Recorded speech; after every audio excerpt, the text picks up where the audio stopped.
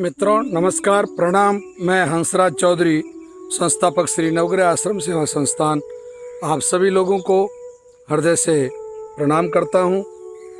और आप द्वारा जो समय समय पे मुझे सुझाव दिए जा रहे हैं या आप लोग जो पालना कर रहे हैं, उसके लिए भी मैं आप लोगों का बहुत ऋणी हूं। आज का जो वीडियो है उसके लिए मैं ख़ास तौर से आप लोगों को कहना चाहता हूं कि इस वीडियो को अंत तक जरूर देखें। खास तौर से ब्रेस्ट कैंसर के जितने भी पेशेंट हैं, यानी कि स्तन कैंसर के जितने रोगी हैं, उन लोगों को मेरा बिल्कुल हृदय से निवेदन है, मेरा आत्मा से निवेदन है कि वो इस वीडियो को अंत तक जरूर देखें।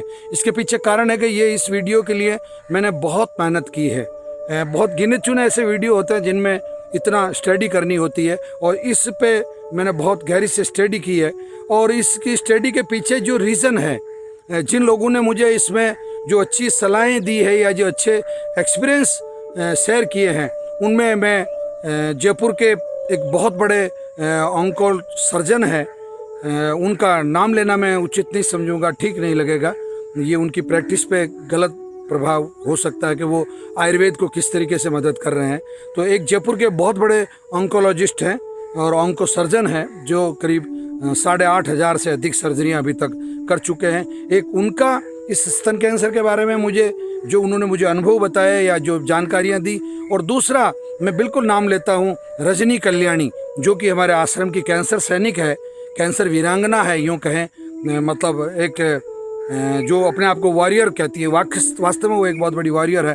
उन दोनों के जो अनुभव हैं, और इन दोनों के मुख्य अनुभवों के अलावा ऐसे हजारों रोगियों का भी अनुभव हमें प्राप्त हुआ है, या जो बुक्स हमने जो कंसल्ट की है, उसके आधार पर ये पूरा वीडियो है। सबसे पहले जो स्तन कैंसर जो है, ये आप समझ लें कि ये हार्मोन्स जो पार्टिकल होते हैं बॉडी में, जो हार्मोन्स से प्रभावित होते हैं, जैसे बच्चादानी है या आपका स्तन है या थायराइड है, तो उस श्रेणी में आने वाला मतलब ये कैंसर है। और महिलाओं में सबसे ज़्यादा होने वाला ये कैंसर है। आप इस बात को बहुत ध्यान से सुनिए, महिलाओं में यूट्रस कैंसर से भी ज़्यादा स्तन कैंसर मतलब होने लगा है इन दिनों में। पहले पुराने आंकड़े ये बताते थे कि यूट्रस कैंसर अधिक होता था, और बहुत सारे महिलाओं का तो केवल ये डर बता गया कि आपको तो यूट्रस में कैंसर हो सकता है, इसलिए आप यूट्रस निकाल दीजिए। तो जब यूट्रस ही निकाल दिया जाता है 1-2 संतान के बाद में, आजकल तो पता नहीं है क्या एक अजीब परंपरा, जबकि यूट्रस कभी नहीं निकलवाना चाहिए जब तक कि आखिरी मजबूरी नहीं हो। ये मैं यूट्रस कैंसर के बारे में आपको साफ तौर से कह रहा हूँ। भले सिंपल भी यूट्रस नहीं निकलवाना चाहिए जब तक कि क्योंकि उससे आपका पूरा बॉडी का जो हार्मोनिकल बैलेंस है वो खराब हो जाता है। आता हूँ मैं वापस विषय पे।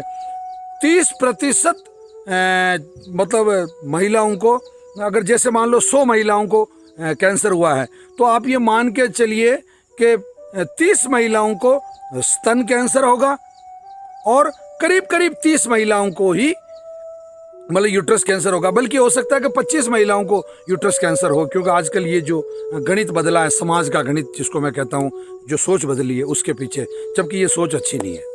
उच्च वर्ग मतलब बिल्कुल हाई क्लास जो फैमिलीज हैं, जो जेंट्री जिसको बोलते हैं, उनमें सर्वाधिक ब्रेस्ट कैंसर पाया जाता है। और मिडिल क्लास जो बिल्कुल लोअर क्लास नहीं है, लोअर क्लास में सबसे कम ब्रेस्ट कैंसर पाया गया है। यानी कि गरीब लोगों में, जो गांव के मेहनतकश लोग हैं, उनमें ये ब्रेस्ट कैंसर सबसे कम पाया जाता है। और जो हाई क्लास जो लोग हैं, जो अमेरिका, इंग्लैंड या बम्बई, कलकत्ता और दिल्ली जैसे महानगरों की संस्कृति के लोग हैं, उनमें ब्रेस्ट कैंसर सर्वाधिक पाया जाता है। और इसका विशेष तौर से कारण है, यूट्रस कैंसर भी उनमें ऐसा ही पाया जाता है, परंतु ब्रेस्ट कैंसर सर्वाधिक उनमें पाया जाता है। अब इसके पीछे जो कारण है वो उनका खान पान है, उनका जीवन शैली है, उनके अंदर जहर की इतनी मात्रा है, टॉक्सिक की इतनी मात्रा है, ये सब कारण।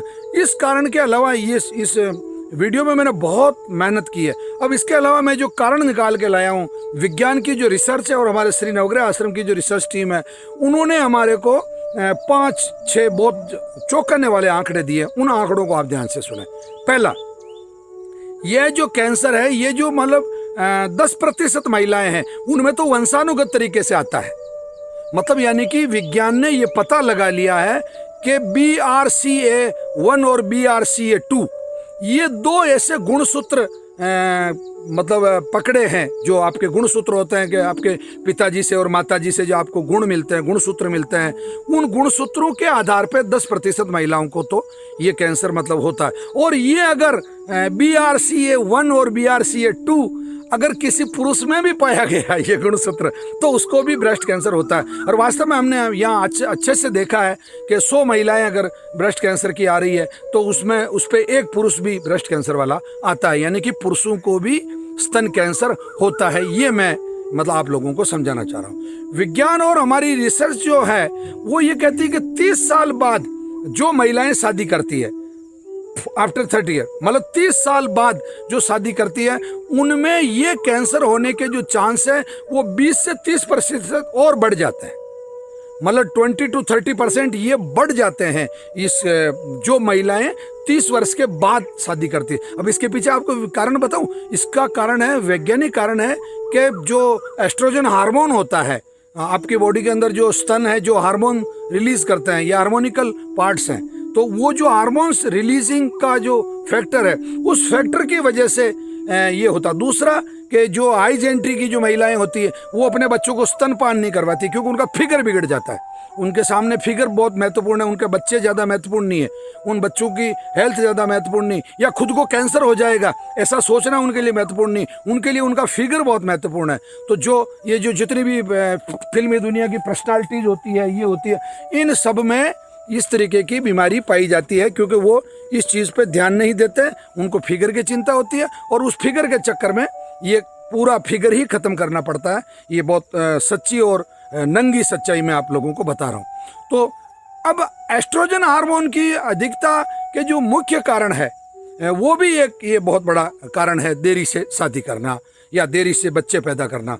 और गाँव में अच्छा, इसका हमारी जो रिसर्च टीम है उसने ये कहा कि अगर 21 से 25 वर्ष की उम्र में किसी महिला की शादी हो गई और उसने अपने बच्चे पैदा कर लिए और उन्होंने अपना स्तनपान करवाया तो उनमें ये ब्रेस्ट कैंसर नहीं पाया गया या बहुत कम पाया गया, मतलब ना के बराबर पाया गया। तो ये एक बहुत बड़ी अच्छी खोज है श्री नवग्रह आश्रम की रिसर्च टीम की कि उन्होंने हमें, और मैंने इस आंकड़े को दूसरे साइंटिस्टों से, दूसरे डॉक्टरों से भी जब टैली किया तो उन लोगों ने इस बात की बिल्कुल तायद की कि ये बात आप लंबे समय तक गर्भ निरोधक की गोलियां अगर कोई महिला लेती है, मतलब उनको प्रेगनेंसी नहीं हो, तो ये बॉडी के अंदर आपका, वो भी हार्मोन्स की टैबलेट्स होती है, तो बॉडी के अंदर आपका हार्मोनिकल अनबैलेंस हो जाता है और उस अनबैलेंस की वजह से आपको ये ब्रेस्ट कैंसर होता है। अब अधिकतर एक्सरे, बार बार किसी भी छोटी सी चीज़ के लिए जाके एक्सरे करवाना, सोनोग्राफी करवाना, तो ये बहुत नुकसान मतलब करता है उस महिला को और उसको ब्रेस्ट कैंसर होने के बहुत ज़्यादा चांसेस हो जाते हैं। एक बहुत महत्वपूर्ण खोज ये है कि महिलाएं अपने स्तन जो है वो डॉक्टर को नहीं दिखाना चाहती, वो चाहे फीमेल डॉक्टर हो चाहे मेल डॉक्टर हो, और खास तौर से मेल डॉक्टर के मामले में तो अब जरूरी नहीं कि सभी जगह फीमेल डॉक्टर हो, डॉक्टर तो डॉक्टर होता है, डॉक्टर की दृष्टि में कोई अश्लीलता नहीं होती। ये तो अश्लीलता आपके दिमाग में भरी हुई है, ये कचरा भरा हुआ है कि मेरे स्तन कोई देख लेगा।